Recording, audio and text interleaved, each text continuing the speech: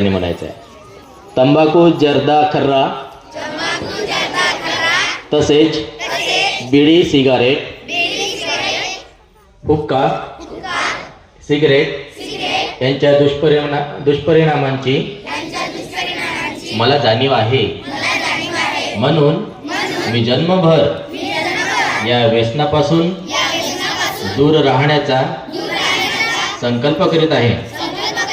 माझे कार्यालय, माझे घर आणि माझा परिसर तंबाखू मुक्त राहावा. तसेच इतरांनी तंबाखूजन्य पदार्थाचा परित्याग करावा यासाठी मी प्रयत्न करेन. भारत सरकारच्या 2003च्या तंबाखू नियंत्रण कायद्याची प्रभावी अंमलबजावणी व्हावी यासाठी मी सतत प्रयत्नशील राहीन. माझ्या अधिपत्याखालील व जिल्ह्यातील सर्व आरोग्य संस्था, शाळा व शासकीय कार्यालये तंबाखू मुक्त तसेच सिगरेट मुक्त करेन.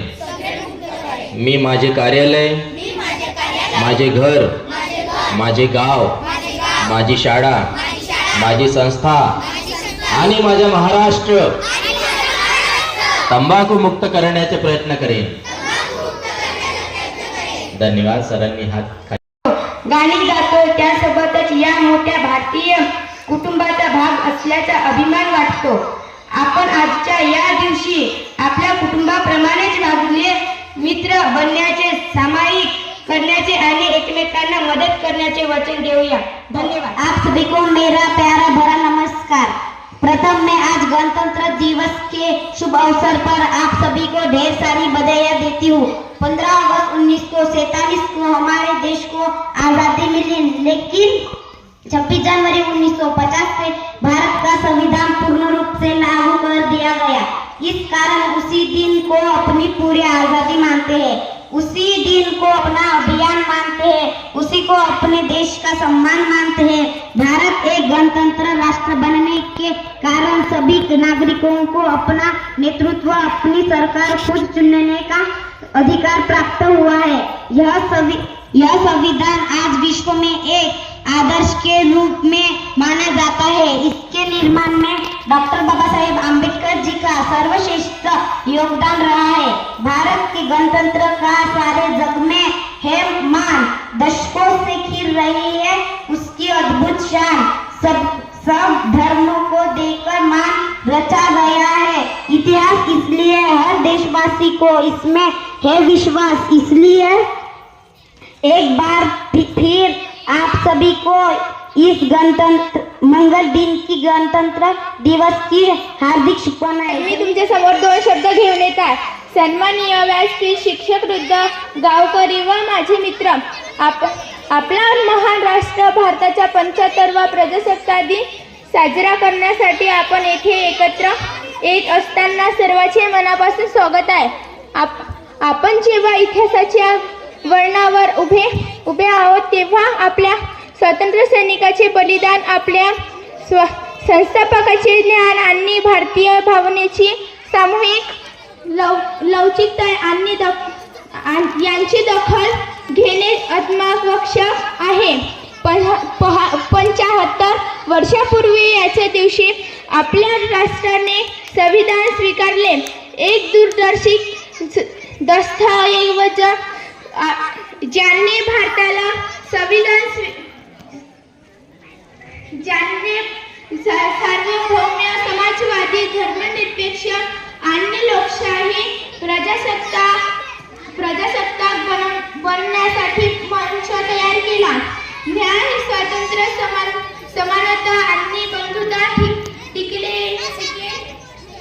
असा देशासाठी तळमळणाऱ्या कोट्यावधी लोकांच्या या परिवर्तनात्मक श्रमाने अनेक वर्षाच्या संघर्षाची पराकाष्ठा दर्शवली. 75वा प्रजासत्ताक दिन हा केवळ भ्रवत्य आणि उत्सवाचा प्रसंग नाही तर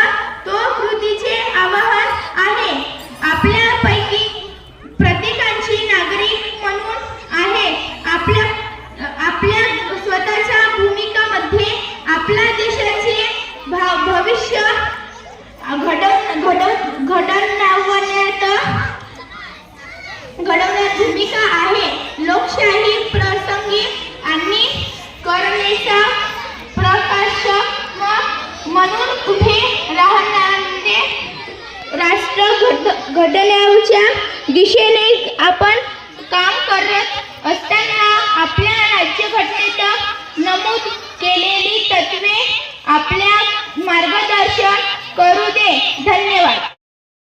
Good morning to all the respected teachers, parents and my dear friends. Today I am honored to speak to you on the occasion of Republic Day, a very special day for all Indians. Republic Day celebrated on the 26th of January.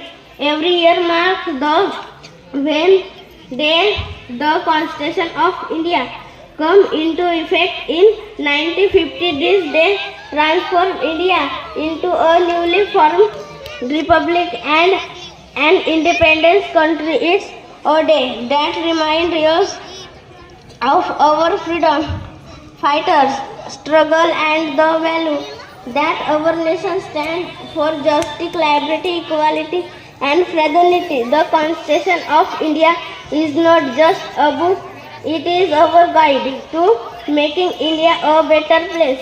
It lays down the law, right and duty of every citizen in ensure that every Indian is treated equally regardless of background.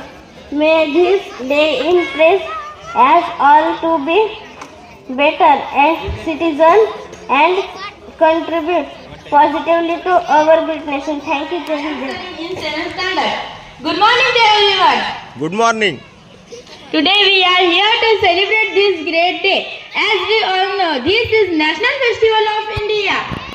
We celebrate our Republic Day on 26 January every year. On 26 January 1950, Indian Constitution came into force. Indian Constitution is the largest constitution of the world. We host our national flag and sing our national anthem. Shabash. Various types of cultural programs are held on this occasion. On Republic Day, there is a parade that takes place at Delhi. I am proud to be an Indian. Vande Mataram. Thank you. Thank